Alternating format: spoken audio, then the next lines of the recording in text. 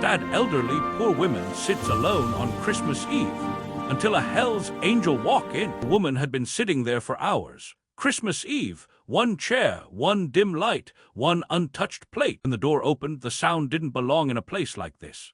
Heavy boots, leather, cold air rushing in, and then everyone went quiet. Some stories don't begin with joy, they begin with silence, with a chair no one else chooses. Tonight's story is about a woman the world forgot, and a man everyone feared. Stay with us. This one changes you. Eleanor Whitmore sat near the window because it was the warmest spot in the room. Not warm in the way people imagine warmth, but warm enough to keep the ache out of her bones. The space heater hummed softly beside her, working harder than it should. She rested her hands on her lap, fingers folded, knuckles swollen with age and work and years that never slowed down for anyone. The community center was decorated the best it could be, paper snowflakes taped to the walls. A plastic tree lined slightly to the left, its lights blinking unevenly. Someone had tried to make it cheerful. Eleanor noticed things like that. She always had. Most of the chairs were empty. The dinner had started an hour ago, but families had come and gone. Volunteers smiled, packed leftovers, hugged each other goodbye. Eleanor stayed. She always stayed until the room began to feel too big for her. Her plate sat untouched on the table in front of her. Turkey, mashed potatoes, a dinner roll wrapped in foil. She wasn't hungry, or maybe she was, but eating alone had stopped feeling useful a long time ago. Outside the window, snow drifted down slowly. Cars passed. Laughter floated faintly through the glass. Someone across the street was singing. Eleanor watched her breath fog the window as she leaned closer, like the cold night might speak back to her. She thought of other Christmas Eves. A small kitchen, a radio playing too loud, a man humming off-key while stirring gravy, children running through the hallway, socks sliding on the floor. She didn't let herself go too far with that. Memories had sharp edges. A volunteer approached once, asked gently if she needed anything.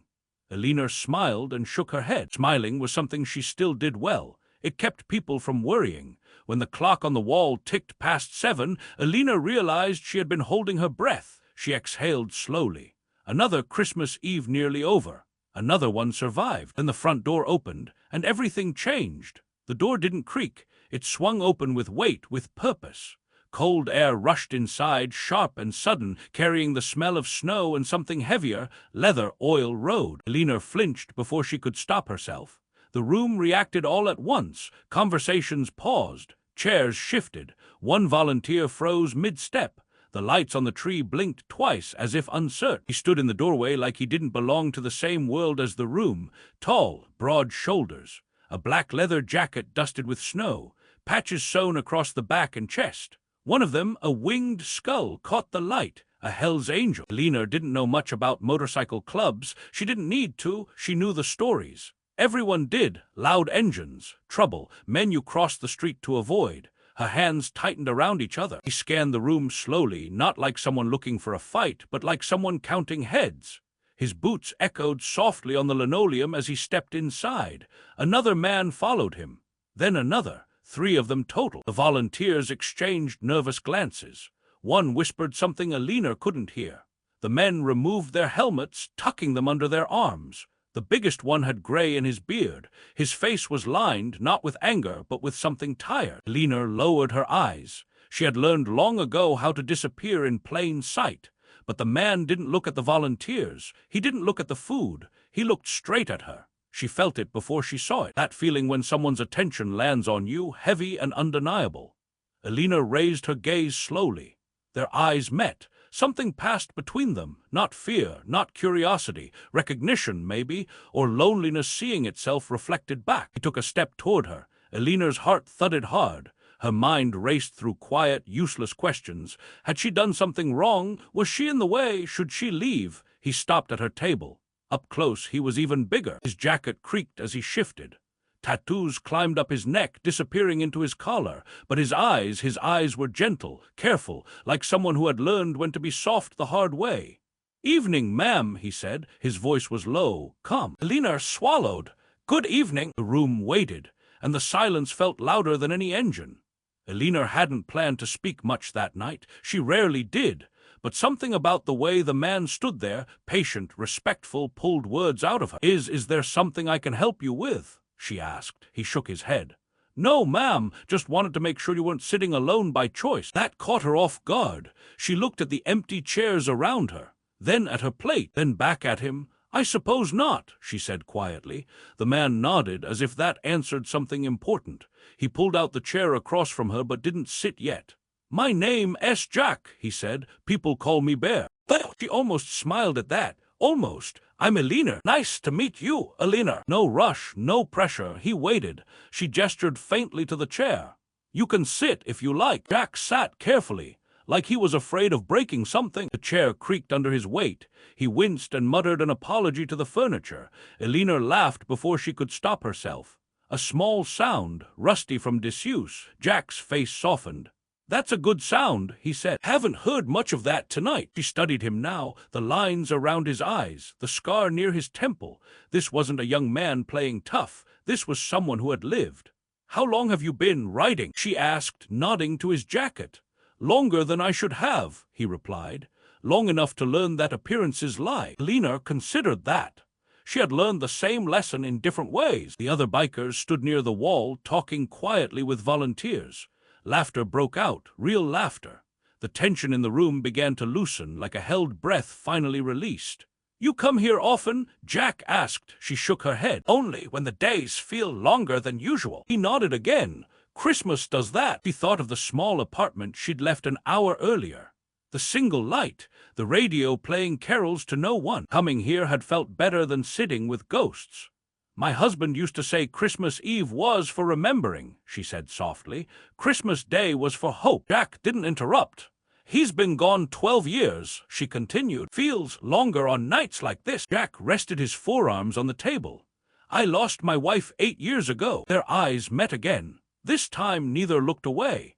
Eleanor noticed the way people watched them, the sideways glances, the quiet whispers. She didn't blame them. She had the same thoughts when he walked in. A woman alone, a biker with a reputation. The story wrote itself if you let it. Jack seemed aware of it too. He leaned back slightly, giving her space, like he wanted to make it clear she wasn't trapped. You don't have to stay, he said gently. I won't be offended. Eleanor shook her head. I'm not afraid. She paused. Well, not of you.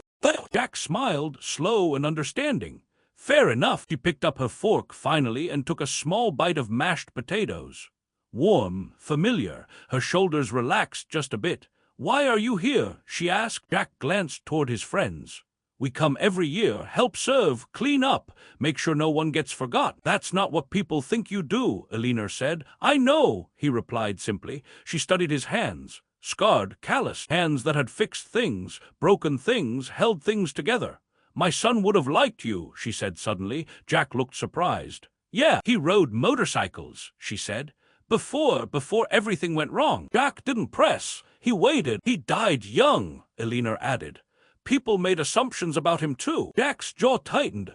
I'm sorry. So am I. Silence settled between them again, but it was different now. Comfortable. Shared. One of the volunteers approached with coffee. Eleanor accepted a cup. Jack declined. I had enough caffeine to last a lifetime, he said. Army years. Eleanor blinked. You served long time ago. That surprised her. Again, around them the room felt warmer. The blinking lights steadied. Someone turned on music. Soft. Old. Eleanor took another bite of food. Jack watched her with quiet satisfaction, like that alone made the night worth it. Outside, the snow kept falling, and inside, something fragile began to mend. The coffee warmed Eleanor's hands more than her stomach. She wrapped her fingers around the mug and let the heat sink in. Jack watched the way she did it, like she was storing the warmth for later. You live nearby? He asked. 3 blocks, she said. 4th floor, no elevator. He frowned. That's tough. I count the steps, she replied. Gives me something to do. Jack nodded, then hesitated. Do you have anyone waiting for you tonight? She smiled politely. No, he didn't push. I used to host Christmas Eve dinners, she said after a moment. For anyone who didn't have anywhere else to go. Big pot of soup, too much bread. What happened? Life, she said. Then money. Then quiet. Jack leaned back, folding his arms. Quiet can be heavy. He glanced at his jacket. So can noise. That earned a real laugh from him. Deep, unexpected. My club thinks I'm here to help others, he said. Truth is, I come because it keeps me from going home too early. Eleanor understood that more than she expected. What's waiting for you at home? She asked. A chair, he said. A photo. A house that remembers more than I do.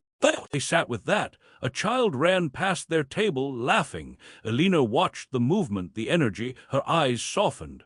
I used to wrap presents all night, she said. Couldn't sleep from excitement. Now I sleep, because there's nothing to wait for. Jack shook his head slowly. There's always something. She looked at him. Is there? He met her gaze. Sometimes it walks in wearing leather. She smiled, small and sad and grateful all at once. One of the bikers approached and tapped Jack's shoulder. We're loading the food, he said. You good? Jack nodded. Yeah, give me a minute. The biker glanced at Eleanor, nodded respectfully, and walked away. Your friends seem kind, Eleanor said. They are, Jack replied. Most of us are. She believed him. As the room began to empty again, Eleanor felt the familiar pull of ending, of goodbye. I should head home, she said. Jack stood immediately. Let me walk you. She hesitated. That's not necessary. It is to me, he said gently. After a pause, she nodded. Together they moved toward the door. Into the cold, into something unexpected. The night was quiet in the way only snow can make it. The city felt hushed, wrapped in white. Eleanor walked carefully, her boots sinking slightly with each. Her hands shook, not from cold. Thank you, she said, for tonight. He smiled. Thank you for the chair. She paused. Will I see you again? Jack hesitated. If you want. He thought of the fourth-floor stairs. The quiet apartment. I'd like that, she said. He reached into his jacket and handed her a small card. A phone number, handwritten. Call any time, he said, even if it's just to talk. She took it carefully. Merry Christmas, Eleanor. Merry Christmas, Jack. She watched him walk away, tall, steady, disappearing into falling snow. For the first time in years, she didn't dread the silence waiting upstairs. Eleanor woke slowly, not because the room was bright, but because something inside her had shifted. For years, mornings had felt heavy, like lifting herself out of wet sand. This one felt lighter, unfamiliar, almost gentle. Sunlight slipped through the thin curtains and rested on the edge of her bed. Dust floated in the air, glowing softly. She lay still for a moment, listening. No engines, no voices, just the quiet hum of the building waking up around her. She sat up, rubbing her hands together for warmth. The room was the same, small dresser, faded rug, the chair by the window, but it didn't feel empty in the same way. The silence no longer pressed against her chest. In the kitchen, she filled the kettle and set it on the stove. The click of the flame startled her. She smiled at herself for that. When the kettle whistled, she poured the water too fast and splashed some onto the counter. She didn't mind. She burned the toast. She laughed out loud at the smell. With her tea in hand, Eleanor moved to the window. Snow still covered the sidewalks, but footprints crisscrossed the street. Life had gone on overnight. Her phone sat on the table. Quiet. She told herself not to expect anything. It rang anyway. Her breath caught. She stared at it, afraid the sound might disappear if she waited too long. When she finally picked it up, her hand trembled. Hello. Good morning, Eleanor. Jack's voice sounded different in daylight. Softer, like it belonged there. I just wanted to make sure you got home all right, he said, and to say Merry Christmas. Her eyes filled, but she didn't let the tears fall. Merry Christmas, Jack. They talked about small things. The weather, the snow, the bakery he passed on his ride home. She told him about the toast. When the call ended, Eleanor stayed by the window, phone still warm in her hand. For the first time in years, Christmas morning didn't feel like something to survive. It felt like something that had arrived. Jack started visiting without ceremony. No big announcements, no explanations. He knocked, waited patiently, and always stepped back when Eleanor opened the door, like he didn't want to crowd her space. Sometimes he brought food, soup from a diner across town, bread still warm. Other times he brought nothing at all. Those were the visits Eleanor liked best. They sat in the small living room, the space heater humming between them. He took the chair across from hers, never the one by the window. Eleanor noticed that. She didn't mention it. Outside, neighbors watched. A woman from the third floor paused too long at the mailboxes. A man across the hall pretended to tie his shoe when Jack's boots echoed on the stairs. Whispers followed. Eleanor felt them like drafts under the door. She had lived her whole life learning how to shrink herself for others' comfort. She wasn't doing that anymore. One afternoon, Jack carried her groceries up all 4 flights without complaint. At the last step, Eleanor stopped to catch her breath, one hand gripping the railing. "You want me to slow down?" Jack asked. She shook her head. "I want to keep going." He waited, not hovering, just there. When they reached her door, Mrs. Klein from across the hall opened hers slightly. Her eyes flicked from Jack's jacket to Eleanor's face. "Afternoon," Eleanor said calmly. Mrs. Klein nodded, unsure what story to believe. Inside, Eleanor leaned against the counter, breathing hard. Jack set the bags down gently. "You okay?" he asked. She nodded. "Better than I was." Jack smiled, but there was something thoughtful behind it. "You know," he said, "people are always going to think what they think." Eleanor met his eyes. "Let them." She poured them both water and raised her glass slightly. "Here, S to disappointing expectations." Jack laughed, deep and surprised. And somewhere in the building, a quiet story began to change. It happened on a rainy afternoon, the kind that made the sky feel low and the walls feel closer together. Eleanor had been quiet all day. Jack noticed, but he didn't press. He had learned that some silences needed room. Finally, she spoke. "Why did you choose me?" she asked. Jack looked at her, truly looked this time. Not like someone answering politely, but like someone searching for the right truth. "I didn't choose you," he said slowly. "Not the way you mean." She waited. "When I walked into that room," he continued, "everyone else was trying to be seen. You were trying not to be." Eleanor swallowed. "You looked like someone who had learned how to disappear," he said. "I know that look." She nodded. "It's useful, or it used to be." Jack leaned forward. "I spent years being loud, so no one would ask questions. Then I realized I was just hiding in noise. I sat with that. I thought if I stopped moving," Eleanor said quietly, "the world might forget me." Jack shook his head. "It doesn't work that way. It just forgets faster." She looked at him then, really looked. Not the jacket, not the tattoos, the man underneath. "We found each other," she said. "Yeah," he replied, "we did." Outside, rain traced thin lines down the window. Eleanor reached for the curtain but stopped. She let the light stay. Sometimes being seen was the bravest thing you could do. Spring arrived quietly. The snow melted into the gutters. The city softened. Eleanor felt it in her knees first, then in her heart. She stood once again inside the community center. Same walls, same tables, but everything else was different. Her hands shook as she tied on an apron. She hadn't volunteered anywhere in years. Fear crept in, old and familiar. Jack stood nearby without his jacket, just a man in a plain shirt, sleeves rolled up. "You don't have to do this," he said. "I do," Eleanor replied. "For me." The doors opened. People came in, some alone, some uncertain. Eleanor recognized the look immediately. She stepped forward. "Welcome," she said, her voice held. A woman took the chair by the window. Eleanor noticed. Later, as she handed out plates, laughter filled the room. Real laughter, the kind that settles into your bones. Jack watched her from across the room.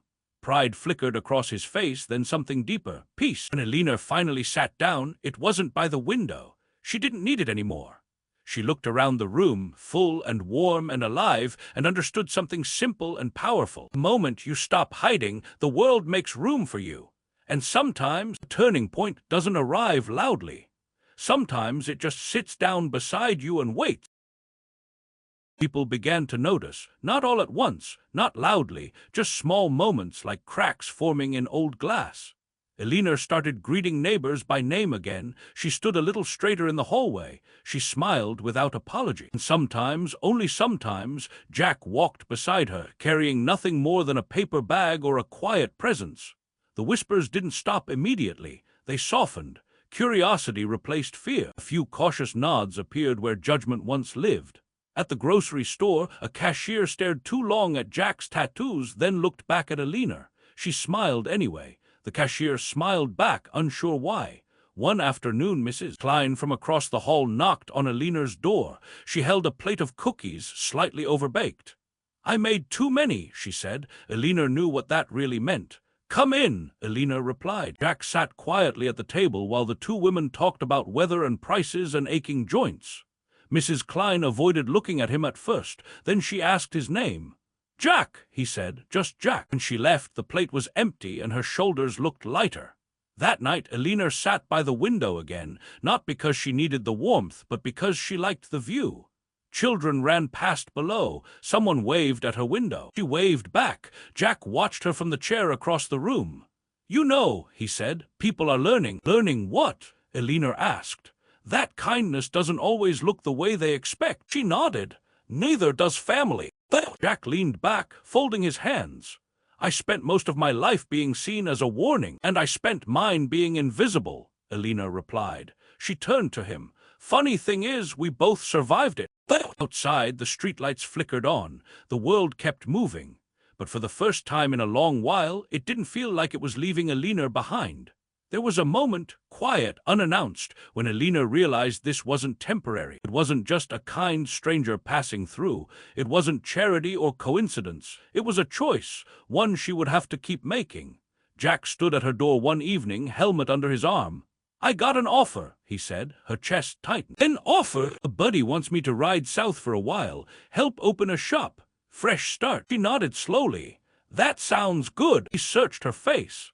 I don't want to leave if it means walking away. Eleanor took a breath. Old Eleanor would have smiled, wished him well, and folded herself back into silence.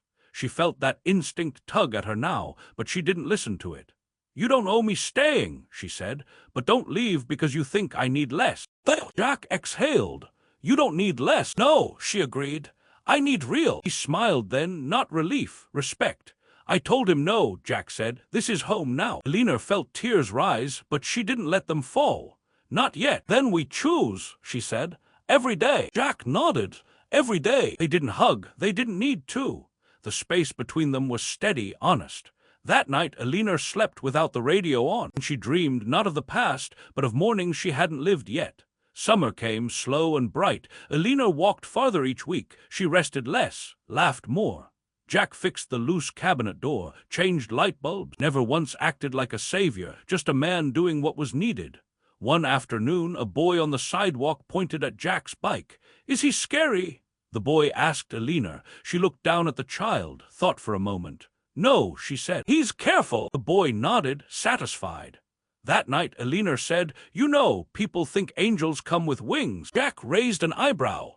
They do. I think they come with timing, she replied. He smiled. I think they come when someone finally opens the door. They sat in silence, watching the sky darken. Not all truths need an audience. Some just need one person to hear them. Christmas returned. The community center glowed brighter this time. More lights, more chairs, more voices. Eleanor stood at the door, greeting people as they arrived, some alone, some unsure, all welcome. Jack moved through the room easily, laughing, helping, belonging. At one point, Eleanor caught sight of the chair by the window. It was empty. She didn't feel the pull anymore. Later, when the room was full and warm and alive, Jack raised a glass. To unexpected family, he said. Eleanor raised hers too. Her hands were steady. Around them, people clinked cups. Smiles lingered. Someone wiped away tears. Eleanor looked around the room and felt something settle deep inside her. She was not forgotten. She never had been. She just needed someone to remind her. Snow fell again that night. Soft, patient. Eleanor walked home with Jack beside her. Their steps matched. No hurry, no fear of silence. At her building, she paused and looked back once more at the street below.